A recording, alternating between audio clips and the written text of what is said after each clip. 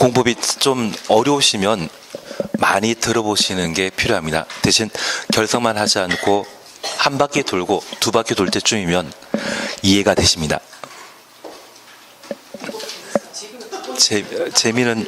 재미있는 거는 아닌 과목입니다, 사실은.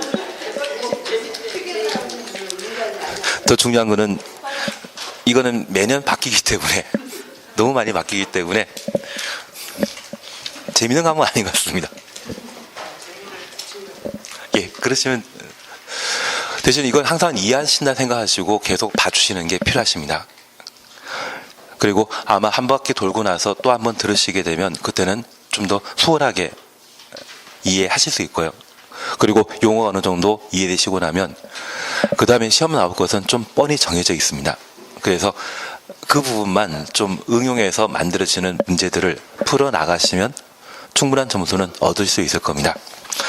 이번 시간은 190페이지에 개발행위 기준 찾으셨죠.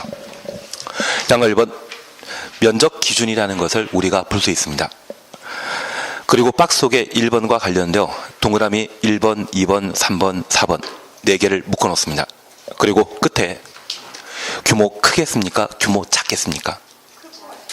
작다라고 해주셔야 됩니다. 도시군 계획사업은 규모 크고 개발행위는 소규모라는 것을 이해하시면서 끝에 미만이란 말만 봐놓습니다. 특별히 5천 미만과 1만 미만, 3만 미만이란 말을 각각 볼 수 있는데 그 수치에 대해서는 지금 하는 거 아닙니다. 대신 얘는 시험 볼 때쯤이면 자연스럽게 다 기억하고 계십니다. 다만 시험 끝나고 나면 기억이 안 납니다. 그래서 미만이란 말만 지금 기억하시고 소규모라는 것만 파악하시면 됩니다. 그리고 옆에 페이지에 2번, 3번 묶어놓습니다. 도시군 관리 계획 및 성장 관리 방안 내용에 어긋나지 아니할 것. 도시군 관리 계획부터 성장 관리 방안까지 가로 해놓습니다. 여기에 부합하란 이야기죠. 그리고 3번 도시군 계획 사업에 지장 없을 것. 도시군 계획 사업 줄만 쳐놓습니다. 이 도시군 계획 사업은 도시군 관리 계획으로 결정된 사업이죠. 결국 2, 3은 도시군 관리 계획과 관계된 내용이 되는 겁니다. 그리고 4번, 5번 묶어놓습니다. 4번은 주변 환경, 경관. 그리고 5번은 기반설, 기환경이란 말 기억나시겠습니까? 그게 여기입니다. 한 장 넘기십니다. 2번 허가의 용도별 기준이라는 말을 우리가 볼 수 있고 3번 성장관리 방안이라는 것을 볼 수 있습니다. 그리고 성장관리 방안은 29회 때 시험에 출제되었습니다. 덕분에 저 성장관리 방안 위에 있는 허가의 용도별 기준이라는 표현의 박스 속에는 1, 2, 3 묶어놓습니다. 시가와 용도란 말 볼 수 있고 유보 용도란 말 볼 수 있으며 보전 용도란 말을 각각 볼 수 있습니다. 그리고 양가로 2번 성장관리 방안 내용 그리고 성장관리 방안의 수립 절차 특히 내용과 관련된 사항이 작년에 시험에 출제 경향을 고려하게 되면 올해 출제될 수 있는 내용이 될 겁니다. 한 장 넘기십니다. 194페이지 보시게 되면 제3절 개발행위 허가 절차란 말 확인하실 수 있고 1. 허가 신청 찾으셨죠? 잠깐 확인하십니다. 개발행위 하려는 자는 그 개발행위에 따른 기반틀의 설치나 그에 필요한 용지 확보, 위해 방지, 환경 오염 방지, 환경 나오는데요. 그리고 경관, 조경. 그래서 기반 시설부터 조경까지 가로 해놓습니다. 기환경이죠. 기환경에 관한 계획서를 첨부한 신청서를 개발행위 허가권자에게 제출하여야 한다. 그리고 양가로 2번 보게 되면 예외 차셨죠. 그리고 개발밀도 관리구역, 개발밀도 관리구역 줄만 쳐놓습니다. 기반설 동그래 놓습니다. 설치나 그에 필요한 용지 확보에 관한 계획서를 제출하지 아니한다. 그걸 이해를 해주셔야 됩니다. 그리고 옆에 페이지 보시게 되면 허가 절차에 관한 사안들을 각각 다루고 있습니다. 그리고 한 장 넘기시면 197페이지에 3 밑에서 7번째 줄 보시니 허가 불허가 처분의 결정 통지 찾으셨죠. 그리고 두 줄 밑에 15일이란 말 찾았습니까? 15일이란 말 줄여놓습니다. 그리고 한 장 넘기십니다. 4번 조건부 허가라는 말을 우리가 볼 수 있습니다. 조건부 허가라는 말을 우리가 볼 수 있고 5번 이행보증금이라는 말을 볼 수 있습니다. 하나 이해하실 것이 있습니다. 여기 이행보증금은 공공은 납부한다, 민간만 납부한다. 민간만 납부한다. 이제 다 되신 것 같은데요. 다 되신 것 같습니다. 그리고 한 장 넘기십니다. 201페이지 보시게 되면 2번 준공금사란 말을 우리가 함께 볼 수 있습니다. 그러면 이제 이번 시간에는 세 번째 내용들을 함께 살펴나가십니다. 우리가 공법 공부하시게 되면 항상 공법의 학습 목표는 대상과 절차입니다.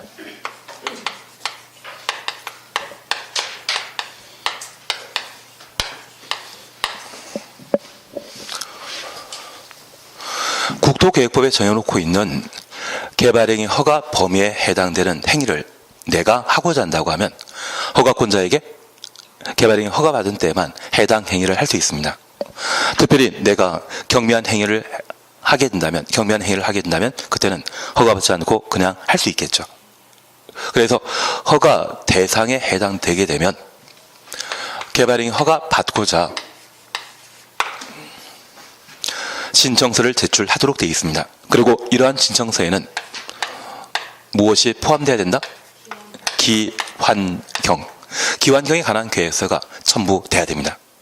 그리고 이 개발행위 허가 신청하게 되면 협의기관과 심의기관을 배제하고 만약 협의심의하게 되면 기간이 한 6개월, 8개월 걸릴 수 있습니다. 그래서 협의심의에 관한 기간을 배제하고 그 처리기간은 며칠?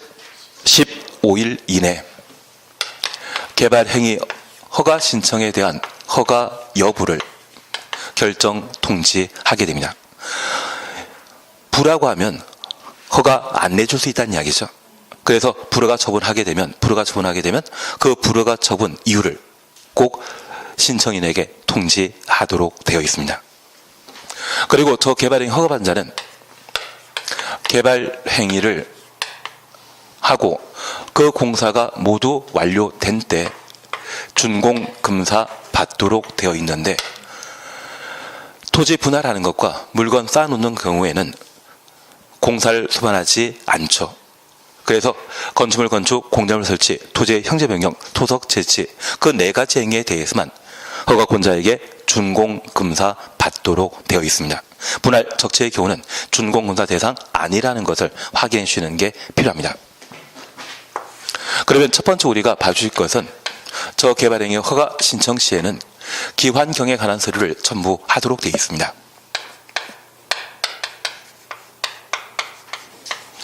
그래서 도로에 인접한 대지에 건물을 건축할 때 백화점이라고 하면 그리고 이 백화점 만들게 되면 교통량이나 전기, 수도, 수요량이 많아지지 않겠습니까? 그러면 해당 지역에 공급되는 전기, 수도량이 한정되어 있다면 한정된 전기, 수도를 이 백화점 만들면서 함께 사용하게 되면 가끔 단수가 발생할 수 있을 겁니다. 그러한 문제점을 어떻게 해결할 것인지 그리고 이곳에 도시가스가 현재 설치되지 않았는데 도시가스의 설치를 필요로 한다면 어떤 방법으로 도시가스를 설치할 것인지 그에 관한 계획서를 개발행위 허가 신청 시에 제출하도록 되어 있습니다. 설계도면은 들어가겠습니까? 안 들어가겠습니까? 들어간다 해주십시오. 설계도면도 들어간다 해주셔야 됩니다. 그래서 이런 개발행위 허가 신청 시에는 이러한 서류를 첨부하도록 되어 있습니다. 그중에 우리가 첫 번째 기억하실 것은 교재 잠깐 보시면 194페이지입니다. 194페이지 보시게 되면 2번 예외 차셨죠. 그리고 개발밀도관리구역 줄쳐 놓으셨고 기반 설치나 그에 필요한 용지 확보 계획서를 제출하지 아니한다. 확인되셨습니다. 여기 개발밀도관리구역은 오늘 함께 공부하실 내용인데 잠깐 이렇게만 이해해 주십니다. 어차피 다시 한번 보실 내용이기 때문에 이렇게만 잠깐 살펴놓습니다. 허가권자에게 허가받을 개발 행위의 가장 대표적인 것은 건축물 건축입니다.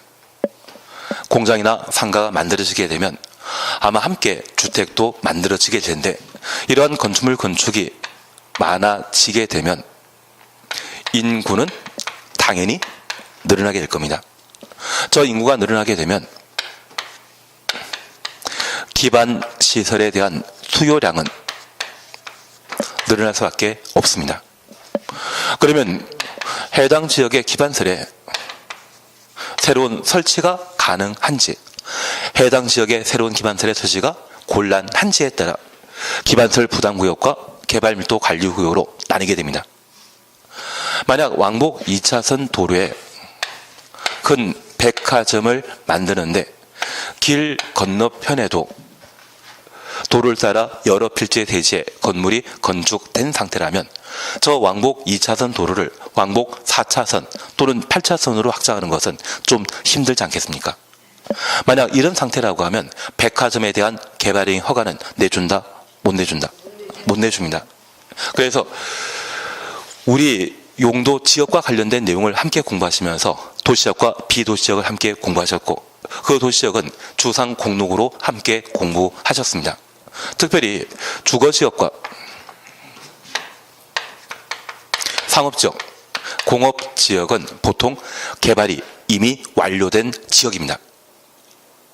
그러한 곳에 대규모 백화점을 만들게 된다고 하면 기존 건물이 존재하기 때문에 그 건물 철거하고 새로운 도로 확장은 곤란하지 않겠습니까? 이러한 장소라고 하면 새로운 기반설의 설치가 가능하겠습니까? 곤란하겠습니까? 곤란할 겁니다. 그래서 새로운 기반설의 설치가 곤란한 지역, 힘든 지역이 있다면 그곳을 개발 밀도 관리 구역으로 지정할 수 있는데, 새로운 기반설의 설치가 곤란하기 때문에 정상적인 10층짜리 건물은 건축하지 못하고 한 5층짜리 건물을 건축할 수밖에 없습니다. 분명 주상공에 해당되기 때문에 주택이나 상가, 공장 개발할 수 있지만 해당 용도 지역에 적용되는 용적률을 그대로 적용해서 건물 건축하게 되면 기반설의 부족 현상이 심해지기 때문에 기존 거주하는 주민의 생활을 고려해서 새로 개발하는 자는 정상적인 건물의 절반만 만들 수 있습니다. 그러한 곳을 개발 밀도 관리 구역이라 표현하게 되는데, 이러한 개발 밀도 관리 구역에는 기반설 설치할 수 있다 없다? 없습니다. 그래서 기반설 설치에 관한 계획서를 제출하지 않습니다. 개발 밀도 관리 구역에는 새로운 기반설 설치한다 못한다? 못한다라는 것 기억하시고, 덕분에 기반설 설치에 관한 계획서는 제출 대상이 아닌 겁니다. 취지 이해하시겠습니까? 대신 이 개발밀도 관리 구역의 반대 표현, 우리가 오늘 함께 공부하실 텐데 기반시설 부담 구역이라는 게 있습니다. 그 기반설 부담 구역은 기반설 설치할 수 있죠. 그래서 기반설 부담할 수 있는 장소, 기반설 부담 구역이라 표현하게 됩니다. 그리고 두 번째 우리가 봐줄 것이 있습니다. 이런 개발행위 허가 신청하게 되면 15일 이내 허가, 불허가 여부를 결정할 수 있죠. 그러면 이 개발행위는 우리 국토계획법이 도시 군 단위로 집행하기 때문에 그 허가권자는 누가 된다? 특광시군이 되게 됩니다. 근데 나는 이제 행정청에 대해서는 좀 안다? 그러면 또 하도록 하겠습니다. 우리 부동산 공법은 부동산과 관련된 공법상의 규제를 부동산 공법이라 표현하게 되는데, 국가는 일반 국민에 대한 다양한 규제를 가하게 됩니다. 그러면 그 규제는 입법부가 하겠습니까? 사법부가 하겠습니까? 행정부가 하겠습니까? 행정부에서 하게 됩니다. 그러면 공익을 달성하기 위한 다양한 규제를 가하는 자를 행정청이라 표현하게 되는데, 이러한 행정청은 중앙행정기관장으로 각 부 장관이 등장하고 지방자치단체로 구성하게 됩니다.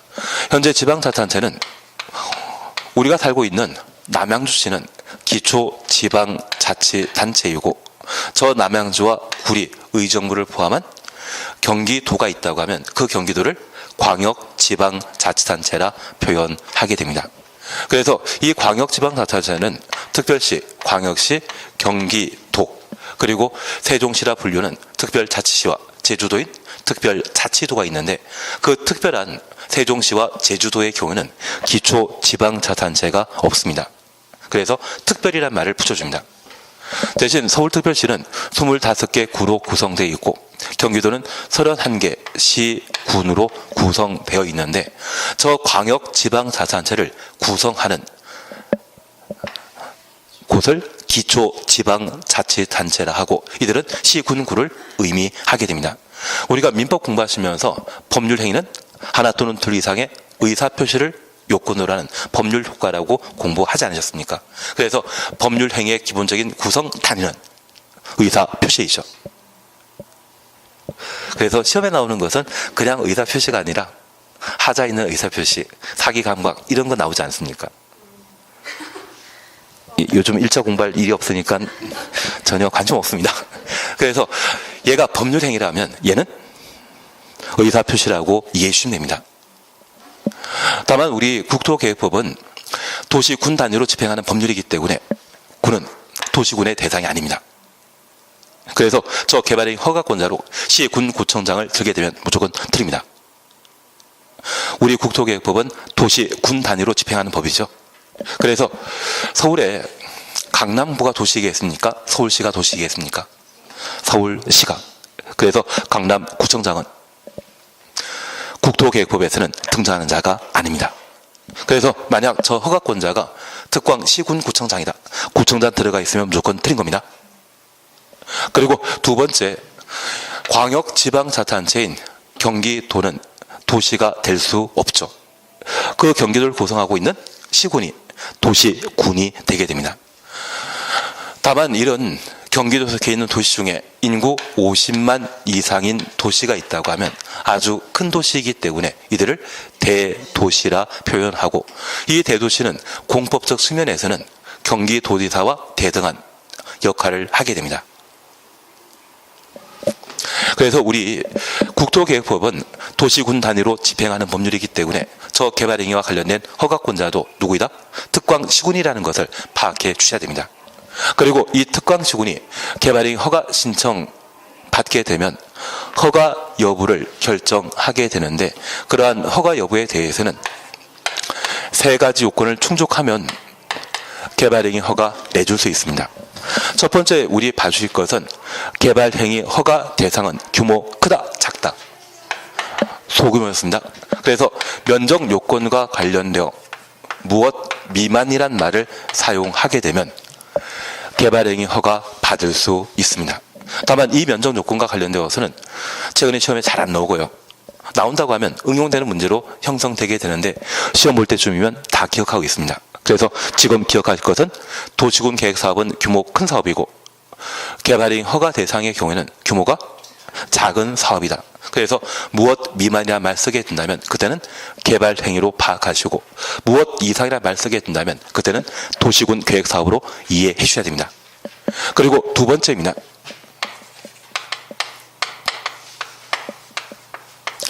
저 개발행위 허가하고자 한다면 도시군 관리 계획에 부합되는지를 확인하고 허가 여부를 결정하게 됩니다.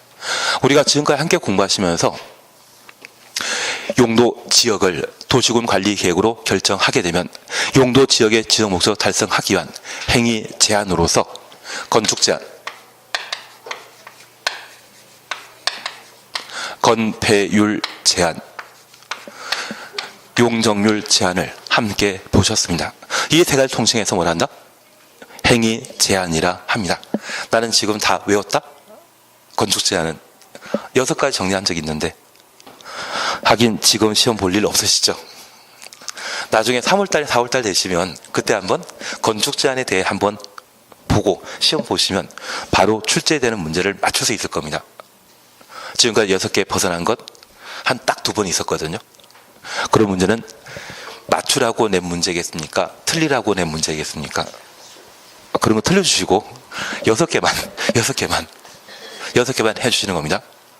그래서 작년 같은 경우는 아파트에 대한 건축 제한 규정을 시험에 냈기 때문에 올해는 2종 근린 생활서를 한번 봐주시는 게 필요합니다.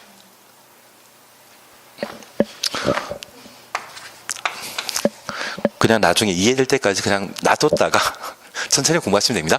다만 우리 유락설과 관련되어서는 어디에만 건축할 수 있다? 상업지역에. 그러면 이번에 용도 지역이 준주거 지역인데 불구하고 이곳에 유락설 만들겠다고 개발행위 허가 신청했다면 허가권자는 허가 내줘야 된다? 불허가 처분해야 된다? 불허가 처분해야 되는 겁니다. 그게 도시군 관리 계획에 부합하는 개발행위 허가 요건이 되게 됩니다. 그리고 두 번째입니다. 저 도시군 관리 계획으로 도시군 계획설 사업, 정비 사업, 도시 개발 사업을 결정할 수 있죠. 그 도시군 계획 사업 이루어지는 장소, 특별히 도시군 계획시설 설치하는 장소를 도시군 계획설 부지라고 정비 사업하는 곳이 있다면 정비 구역이라 표현하게 됩니다. 그리고 왕숙지구라고 하면 3기 신도시 만드는 장소지 않습니까? 그런 도시개발 사업하는 곳을 뭐라 한다? 개발구역이라 표현하게 됩니다. 그런데 저 도시개발구역인 왕숙지구에 내가 보상금을 좀 더 많이 받기 위해 지금 1층짜리 무허 건물인데 얘를 개발인 허가받아 5층짜리 건물 만들겠다고 하면 허가 받을 수 있다 없다? 없습니다. 이거 보상금 더 받겠다는 이야기거든요. 허가 내주겠습니까? 안 내주겠습니까? 안 내줍니다. 그리고 내가 가지고 있는 땅이 한 200평, 300평 정도인데 이거면 보상받는 주택을 보상받게 되면 딱 한 채 받거든요. 그런데 주택 분양받기 위해 한 20평씩 10개 조각으로 내게 되면 20평마다 아파트 한 채씩 보상받는 경우가 있습니다. 그러면 그런 지분 쪼개기 하는 토지 분할은 개발인 허가 신청하면 허가 내준다? 안 내주지 않겠습니까? 그래서 도시군 계획사업이 결정된 장소에 대한 개발인 허가 신청에 대해서는 뭔가 좀 사적인 이익을 추구하는 게 있거든요. 그걸 방지하기 위해 허가를 내주지 않는 겁니다. 그래서 우리는 도시군 관리 계획에 적합할 것, 그리고 도시군 계획 사업에 지장 없을 것, 이러한 것들을 도시군 관리 계획으로 결정하는 내용으로 함께 보신 겁니다. 그리고 세 번째 우리 보신 게 기환경에 관한 문제입니다. 그런데 우리가 잠깐 이해하실 것이 있습니다. 주상공에 큰 백화점 만드는 때에는 도로 확장이 곤란하기 때문에 개발행 허가를 받을 수 없지만 녹관 농자에 큰 백화점이나 산업단지 만들게 된다고 하면 이쪽은 도로 확장할 수 있는 공지가 널려 있거든요. 그래서 왕복 2차선 도로를 왕복 4차선으로 또는 왕복 6차선으로 만들 것을 조건으로 개발행위 허가 내줄 수 있습니다. 그래서 저 기환경에 관한 문제가 발생하게 되면 기환경에 관한 문제점을 해소할 수 있는 방법을 조건 붙이고 허가 내줄 수 있거든요. 그래서 우리가 기억하실 것은 여기 세 가지 개발행 허가 요건 중에 조건 붙여서 허가 받을 수 있는 것은 오직 무엇만? 기환경만. 만약 면적 요건에 부합하지 않거나 도시군관리 계획에 부합하지 못한다고 하면 조건부호가 없습니다. 이 두 가지 경우는 조건부호가 없고 조건 붙여 허가 받을 수 있는 것은 무엇만? 기환경만. 그래서 간혹 도로가 왕복 4차선으로 넓혀지면서 대형 건물 만들어지는 것 보신 적 있다면 그것은 기환경과 관련된 조건부 개발행위 허가 받았을 때 현상이 되게 됩니다. 취지 이해하시겠습니까? 그러면 이런 조건부 허가 받은 자가 공공과 민간이 있을 수 있습니다. 이 조건부 허가 시에는 도로 확장한다, 환경오염 방지한다, 경관 훼손하지 않는다, 그러한 것이 조건으로 달리는데 공공의 경우에는 저 조건 이행하는 것을 신뢰할 수 있죠. 민간의 경우는 믿을 수 없기 때문에 조건부 허가받은 자가 민간인 경우에는 돈 내야 되지 않겠습니까? 그 돈을 뭐라 한다? 이행보증금이라 표현하게 됩니다. 그런데 이 이행보증금은 저 조건을 이행했다면 허가권자가 꿀꺽하겠습니까? 돌려주겠습니까? 조건을 이행했다면, 이행을 담보하기 위한 것이 이행보증금이거든요. 저 조건을 제대로 이행했다고 하면 돌려줘야 되지 않겠습니까?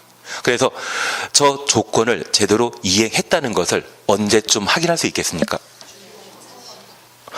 허가 받은 대로 공사 완료했다고 하면 준공검사 나갔을 때 조건 이행한 것 확인할 수 있죠. 그래서 저 이행보증금에 대해서는 준공검사 한때 돌려주게 될 겁니다. 그래서 여기 허가와 관련되어서는 허가권자가 특광시군이라는 것 기억하시고, 저 허가권자에 구청장 들어가면 된다 안 된다? 안 된다라는 것 기억해 주셔야 됩니다. 국토계획법을 제외한 나머지 5개 법률에는 분명 구청장이 등장하지만 국토계획법에서는 특광시군이 기본적인 개발행위 허가권자라는 것 파악해 주셔야 됩니다. 그리고 허가 요건과 관련된 3가지를 우리가 같이 보시는 게 여기에 포인트가 되게 됩니다. 네, 이해하고 답변하신 거죠?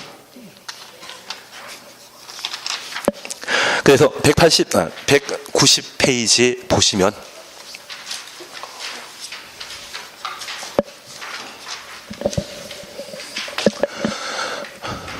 양걸 1번 허가의 기준 면적 찾으셨는데, 이 허가의 기준 면적에 대해서는 지금 미만이라는 말만 기억해 주시는 겁니다. 외운다 생각하지 마십시오. 외울 필요도 없습니다. 나중에 시험 볼 때쯤이면 다 해결되실 이야기입니다. 그리고 옆에 페이지 보시게 되면 2번, 3번 묶여 있죠. 저 2번, 3번은 도시군 관리 계획과 관계된 사항이라는 것 확인만 해놓습니다.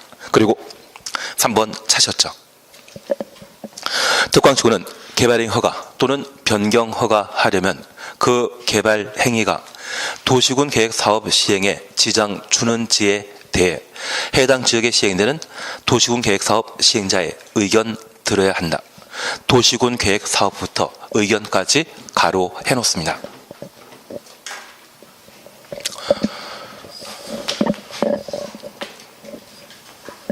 잠깐 우리가 이해하실 것이 있습니다. 여기 개발행위 허가와 관련되어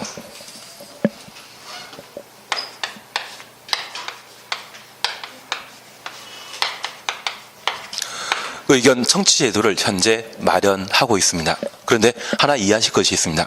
이번에 내가 살 집을 내가 만들고자 한다면 그 지역 동네 주민의 의견 들어야 된다? 내가 살 집 내가 만드는데 동네 주민 의견 들을 필요 없지 않겠습니까? 그래서 여기 의견 청취와 관련되어서는 우리가 함께 약속하시길,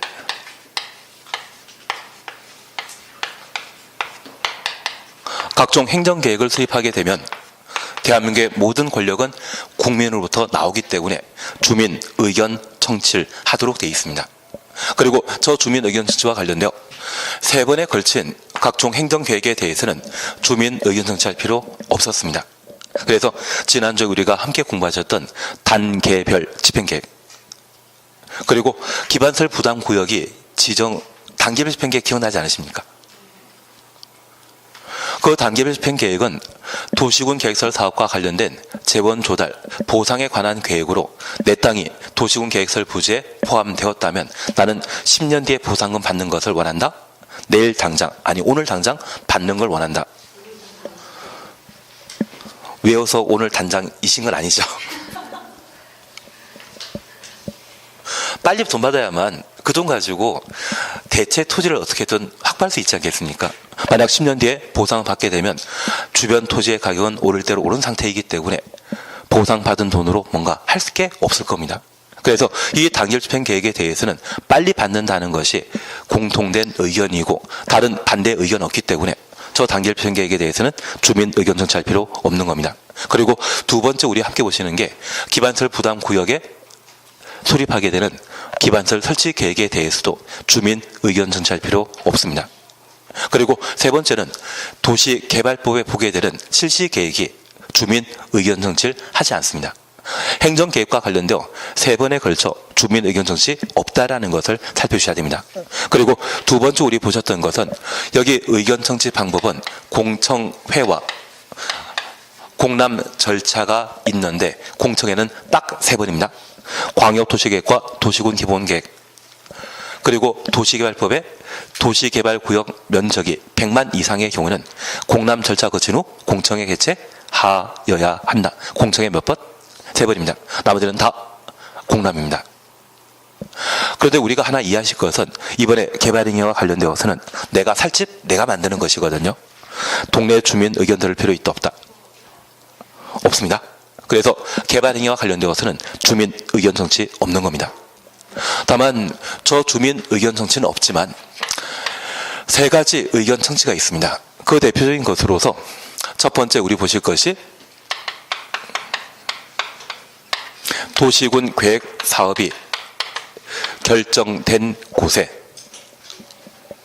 각종 개발 행위를 하게 되면 도시군 계획 사업 시행자의 의견 듣고 이번 개발 행위가 도시군 계획 사업에 방해되지 않는지를 확인하도록 되어 있습니다. 그래서 도시군 계획 사업이 결정된 장소에 건축물 등을 건축하게 되면 누구의 의견 들어야 된다? 시행자 의견 듣도록 되어 있습니다. 그리고 두 번째입니다.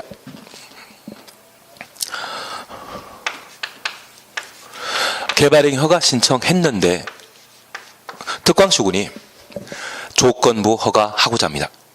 그 조건부 허가 내주고자 한다고 하면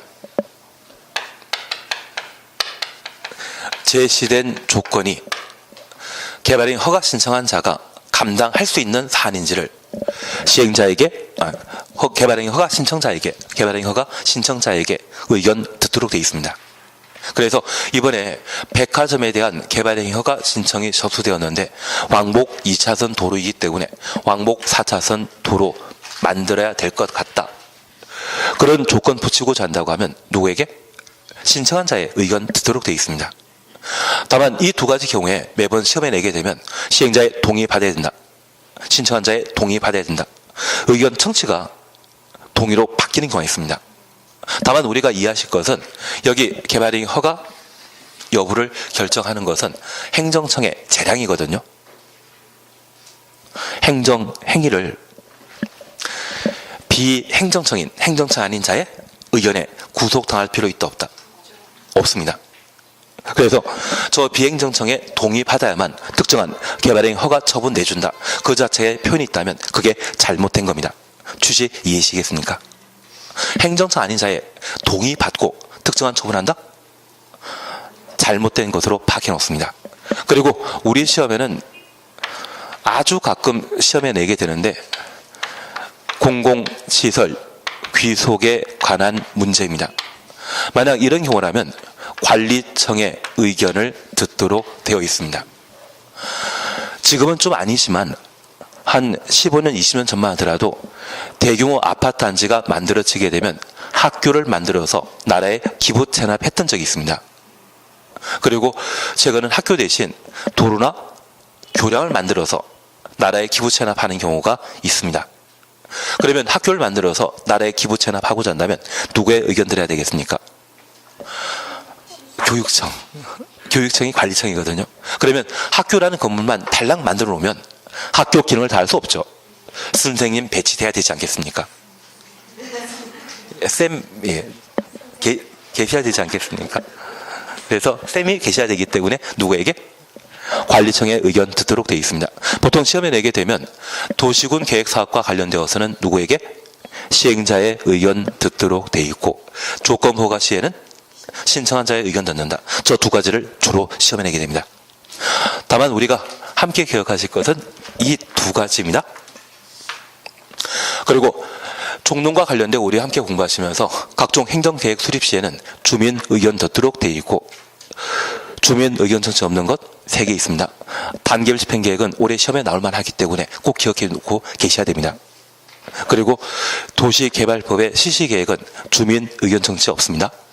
그런데 똑같은 실시계획이 도시군 계획설 사업에도 존재하지 않았습니까?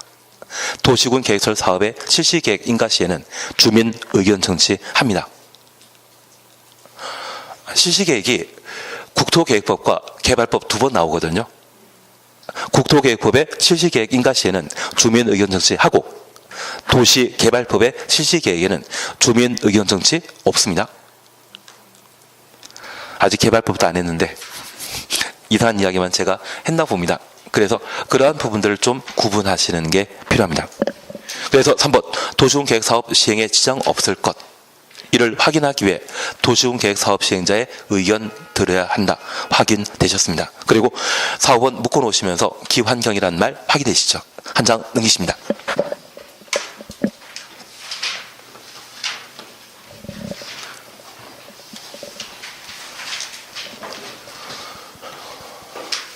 지금 우리가 3번 개발행위 허가 절차 등에 관한 내용 함께 보시면서 절차 교육에 관한 내용을 함께 보셨고, 두 번째 허가권자가 특광시군이라는 것을 함께 보셨습니다. 그리고 개발행위 허가 요건과 관련되어 개발행위 허가 요건은 면적에 관한 요건과 그리고 도시군 관리 계획에 부합하는지, 그리고 기환경에 적합한지, 그리고 이 기환경과 관련되어서는 조건부 허가 가능하다라는 것 확인하셨고, 저 조건부 허가 하고자 한다면 개발행위 허가 신청한 자의 의견 듣도록 되어 있습니다. 그리고 이 조건부 허가 받은 자가 민간인 경우에는 이행보증금을 예치하게 할 수 있고, 저 이행보증금은 준공금사가 완료되면 반환하도록 되어 있습니다. 이제 우리가 잠깐 확인하실 것이 있습니다. 바로 192페이지에 허가의 용도별 기준입니다. 아마 올해 시험에 내게 된다면 얘를 시험에 출제하게 될 겁니다. 2번 찾았습니다. 이에 따라 허가할 수 있는 경우 그 허가 기준은 그 지역의 특성, 지역의 개발 상황, 기반설 현황, 그래서 지역 특성부터 현황까지 가로해 놓습니다. 고려하여 다음 구분에 따라 대통령령으로 정한다. 그리고 1번 시가 용도 찾으셨죠? 토지의 이용, 건축물의 용도, 건폐율, 용적률 높이 등에 대한 용도 지역 제한에 따라 용도 지역부터 가로 해놓습니다. 용도 지역의 제한에 따라 개발행위 허가 기준을 적용까지 가로 해놓습니다. 주거적, 상업적, 공업적 추놓습니다. 그 주상공을 시가화 용도라 표현하게 됩니다. 그리고 2번 유보용도 찾으셨죠? 도시계획위원회 심의 거쳐 심의 동그래 놓습니다. 개발행위 허가 기준을 강화 또는 완화하여 강화 또는 완화 가로 해놓습니다. 적용할 수 있는 계획관리지역, 생산관리지역, 자연녹지지역, 그래서 계획관리지역부터 자연녹지지역까지 가로 해놓으시고 이곳을 유보용도라 표현하게 됩니다. 3번 보전용도라는 말 사셨죠? 도시계획위원회 심의 거쳐 심의 동그라미 해놓습니다. 개발행위 허가 기준을 강화하여 강화 동그라미 해놓습니다. 적용할 수 있는 보전관리지역, 농림지역, 자연환경 보전지역, 보전녹지지역, 생산녹지지역을 보전용도라 표현하게 됩니다. 잠깐 이해하실 것이 있습니다. 여기 개발행위 허가 관련된 통상적인 허가 기준은 무엇이다? 면적요건과 도시군 관리 계획에 부합하는지, 기환경, 이러한 세 가지가 개발행위 허가 기준입니다. 그런데 일반인이 개발행위 허가 신청했을 때 이러한 일률적인 기준에 따라 허가 불허가 여부를 결정하는 것은 좀 곤란한 경우가 있습니다. 대한민국의 평등권은 절대적 평등을 채택하고 있습니까? 상대적 평등을 채택하고 있습니까? 상대적 평등을 채택하고 있거든요. 그래서 만약 사회적으로 약자라고 하면 여러 가지 특별한 법률을 통해 그 사회적 약자의 법적 지위를 강화시키기 위한 제도를 마련하고 있고요. 우리나라에 상속세라는 게 있지 않습니까? 만약 상속세 제도가 없다고 하면 모든 사람이 태어났을 때 같은 출발점에서 시작하는 게 아닐 겁니다. 손가락 색깔이 좀 다르신 분이라고 하면 100m 달리기 할 때 한 90m 앞에서 출발하는 경우가 발생할 수 있거든요. 그러한 어느 정도 상대적 평등을 도모하기 위해 상속세 제도를 두고 있는 것이 하나의 특징입니다.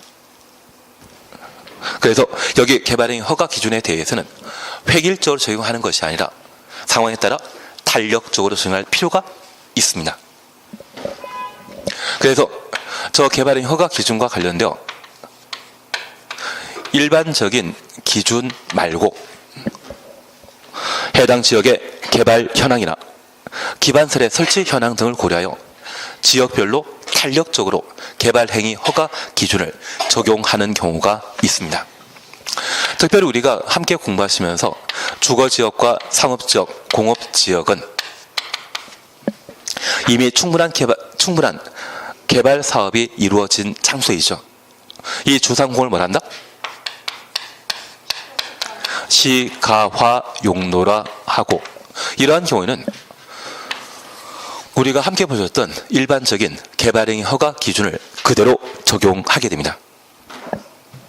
반면에 우리는 유보 용도란 말을 보셨는데, 우리 시험 볼 때까지 저 유보 용도는 자개생이란 말로 기억해 주셔야 됩니다.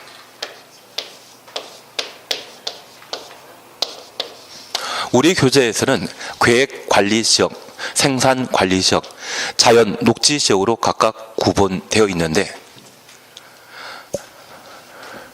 그렇게 공부하셨다가는 저 생산 녹지지역도 있거든요. 그 생산 녹지지역과 생산관리지역을 구분 못하는 경우가 있습니다. 대신 자개생이라는 말로 공부하시게 되면 자연 녹지지역, 계획관리지역 다음에는 생산관리지역. 그래서 이 자개생의 경우에는 유보 용도라 표현하게 됩니다. 다만 이 자개생은 보통 시골 마을이기 때문에 왕복 2차선 도로만 뚫려 있는 것이 일반적이지만, 저 시골 지역에 해당되는 자연녹지지역과 계획관리지역, 생산관리지역, 이러한 곳이라고 하면 간혹 왕복 4차선 도로나 또는 순환도로나 고속도로가 이미 만들어져 있는 경우가 있습니다. 만약 왕복 2차선 도로밖에 없는 자개생의 경우에는 이곳에 규모 큰 건물을 건축하게 된다면, 이런 큰 건물을 건축하게 되었을 때 기반설이 부족하기 때문에 여러 가지 문제 발생할 수 있거든요. 만약 그런 상황이라고 하면 기존 개발 행위를 계속 허용하는 것이 아니라 규제를 강화시킬 수 있고요. 반면 왕복 4차선 등의 충분한 기반설이 갖춰진 장소라고 하면 이러한 곳에는 개발 행위를 하게 되었을 때 충분한 기반설이 갖춰졌다고 하면 규모를 좀 더 크게 만들게 허용할 수 있습니다. 그래서 제가 왕숙지구는 한 번도 가본 적 없는데, 그 왕숙지구에도 공장이 또는 가구 공장이 하나씩 있거든요. 그런데 이 왕복 2차선 도로에 공장이 하나 만들어지면 바로 다음에는 또 공장 여러 개가 함께 만들어지더라고요. 이러한 것들 그냥 허용하게 되면 왕복 2차선 도로인데 불구하고 여러 건물이 만들어지게 됩니다. 특별히 우리가 하나 이해하실 것이 있습니다. 여기 계획관리지역에 있어서는 개발행위 허가와 관련된 면적 요건으로 3만 제곱미터 미만의 토지의 형질 변경은 특광지원에게 허가받아 형질 변경하고 건물 건축할 수 있습니다. 그런데 저 대지 면적이 3만이 아니라 그냥 10,000제곱미터라 하겠습니다. 여기 계획관리지역에 적용되는 건폐율은 40%이고요. 용적률은 100%인데 그냥 계획관리지역이 아니라 그냥 아담하게 생산관리지역을 하겠습니다. 적용되는 건폐율은 20에 용적률은 80입니다. 그러면 대지의 면적이 10,000제곱미터라고 하면 최대 건축할 수 있는 건축 면적은 만의 20%인 2,000제곱미터 되고, 용적률 80이라고 하면 대지 면적의 80%인 8,000제곱미터의 건물을 만들 수 있습니다. 그러면 한 층이 2,000제곱미터인 4층짜리 건물 건축하게 되면 여기 2,000제곱미터는 대충 600평 정도이거든요. 이건 작은 건물이라 하겠습니까? 큰 건물이 하겠습니까? 큰 건물이거든요. 왕복 2차선 도로에 개발행위 허가 기준에 맞다 해서 이런 공장이나 창고나 가구 공장이 하나씩 들어서게 되면 이곳에는 사람들이 참 많이 찾아들게 될 겁니다. 향후 도로를 확장하고자 한다면 도로 확장이 쉽다? 어렵다? 어렵습니다. 그러면 현재 기반설 현황이 2차선 도로밖에 안 된다고 하면 이런 개발 행위를 계속 허용하는 것은 법에 적합하다지만 이런 개발 행위 허용했다가는 해당 지역의 기반설 너무 부족해질 수 있지 않겠습니까? 그래서 저 유보용도에 해당되는 자개생의 경우는 기반설 현황을 고려해서 도시계획위원회 심의 거쳐 개발행위 허가 기준을 강화하기도 하고 완화할 수 있는 겁니다. 그래서 이 자개생의 경우에는 도시계획위원회 심의 거쳐 저 일반적인 개발행위 허가 기준을 강화도 할 수 있고 뭐도 할 수 있다? 완화도 할 수 있습니다. 취지 이해시겠습니까? 그리고 저 주상공과 유보용도에 해당되는 자개생을 제외한 나머지 용도지역, 그 나머지 용도지역을 뭐라 한다? 보전 용도라 표현하게 됩니다. 주상공은 뭐다? 시가용도이고요. 자개생은 뭐다? 유보용도. 그것 뺀 생산 녹지지역이나 보전 녹지지역, 보전 관리지역, 농림지역, 자연환경 보전지역, 이곳을 보전 용도라 표현하게 됩니다. 이 보전 용도는 개발하는 곳입니까? 개발 못하는 곳입니까? 개발 못하는 곳입니다. 그래서 이 6개 용도 지역에 해당되지 못하는 보전 용도의 용도 지역의 경우에는 도시계획위원회 심의 거쳐 오직 뭐만? 개발행위 허가 기준을 강화만 하게 됩니다. 그래서 만약 저 자개생이란 말이 나왔는데 강화 또는 완화 이 말 대신 개발행위 허가 기준을 그대로 적용한다, 이 말 넣으면 틀립니다. 그대로 적용하는 것은 어디만? 주상공, 시가용도의 경우에만 저 기준을 그대로 적용하는 것이고 유보용도의 경우는 유일하게 완화도 시킬 수 있습니다.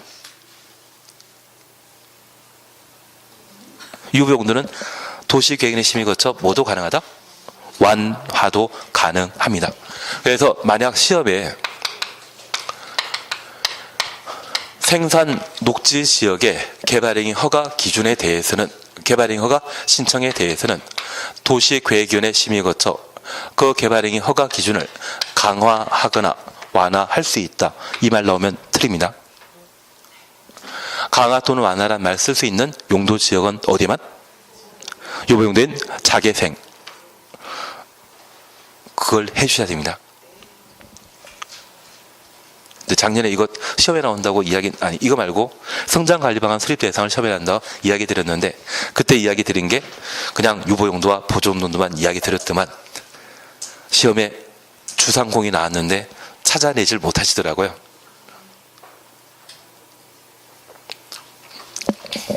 그래서 지금 기본적으로 시가용도, 유보용도, 보전용도의 개념 이해되셨다고 하면 주상공은 어디에 속한다? 시가용도. 자개생은 어디에 속한다? 유보용도. 나머지가 보전용도라는 것만 확인해 놓습니다. 그리고 3번 성장관리방안 사셨죠? 쉴 때 되지 않으셨습니까? 쉬었다 하십니다.